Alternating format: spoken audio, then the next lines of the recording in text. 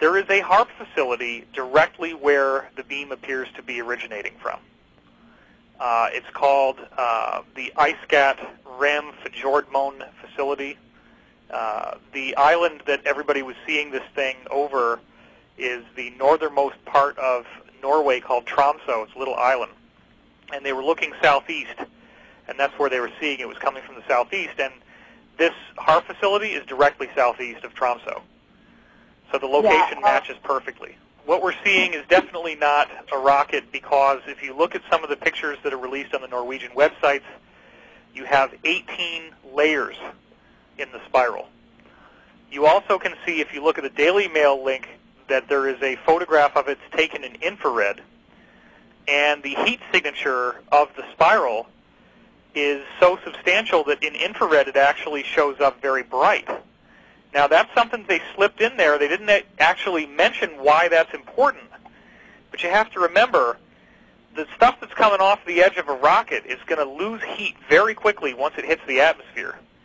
You would need viscosity more like motor oil or chocolate pudding to have something that could resonate enough to create waves that are 18 layers thick. It's not going to happen in the atmosphere from a regular rocket. This is not. The conventional explanation is actually laughable.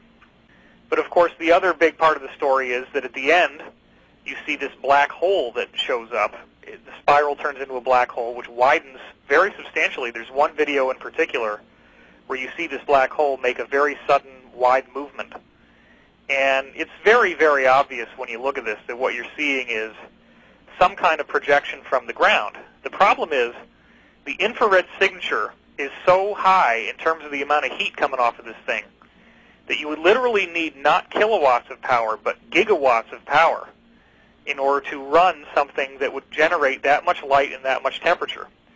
And of course, H.A.A.R.P facility would have just the right amount of power mapped into it already to be able to use for a purpose like this. I will say that I also got an email from an insider, and all I can say is she's very knowledgeable, and she said in no uncertain terms, this is blue beam. This is exactly what it does. This is what it looks like. It's blue beam.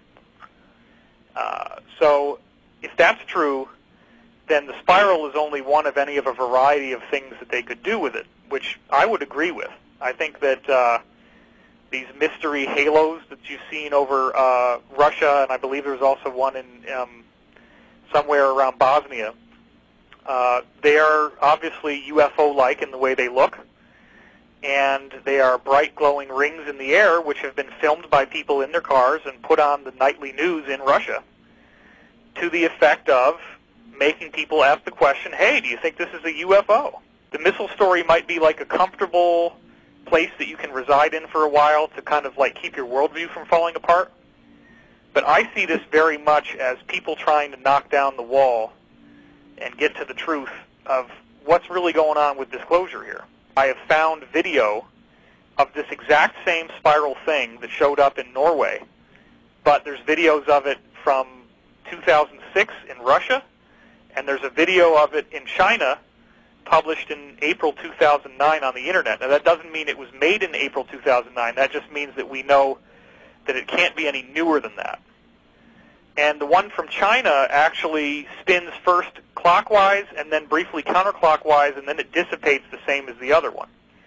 The one in Russia actually does almost exactly the same thing as we're seeing this one do over Norway. It is a spiral. You can see the same rotating thing, and it's like a beam that consolidates into the spiral. Richard Hoagland has proven that the end location of the beam is H.A.A.R.P. We know that. That's now a fact.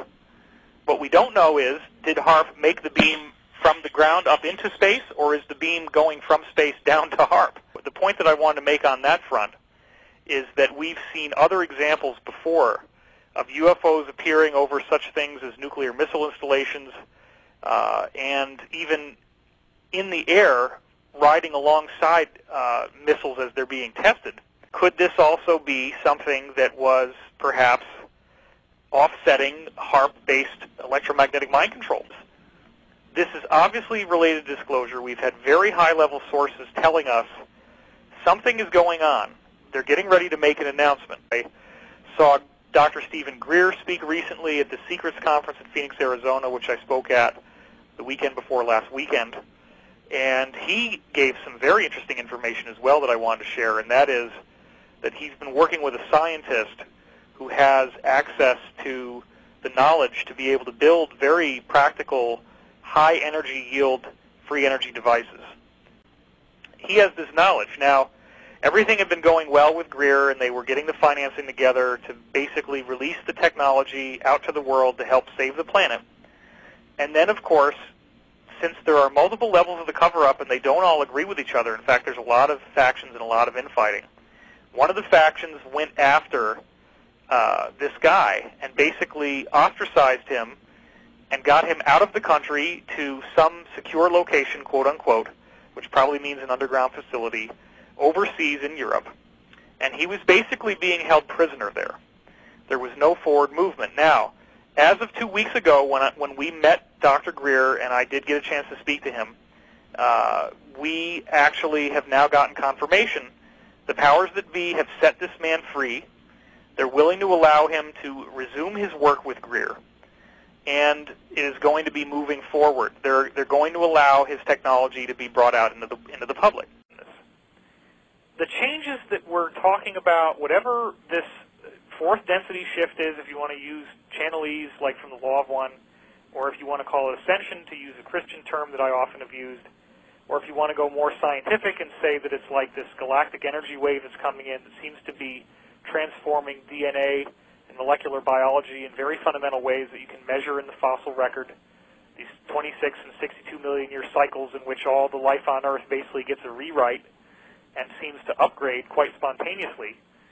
My explanation has always been that those long-term cycles of multi-millions of years are happening because of galactic waves that actually rewrite DNA. And we have laboratory proof that that can happen. We have Gariev, this Russian scientist, who's actually shown frog eggs being rewritten into salamander eggs by taking the waves from the salamander eggs and shotting them into the frog eggs. So we know this stuff works. We know that it's available.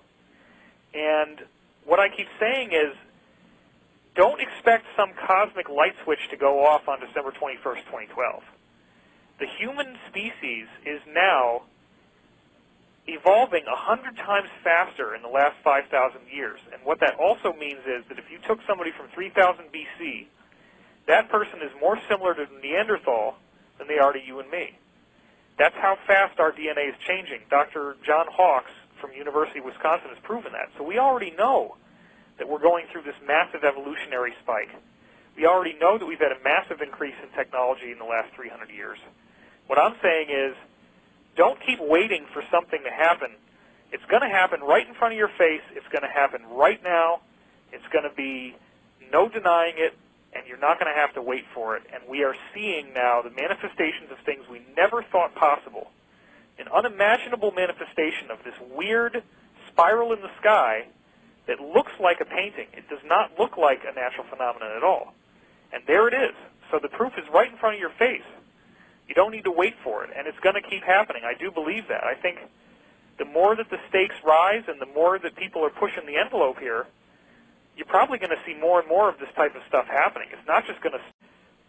If nobody actually says the disclosure outright on national television, it's going to happen through some sort of really wild technological demonstration that nobody can ignore.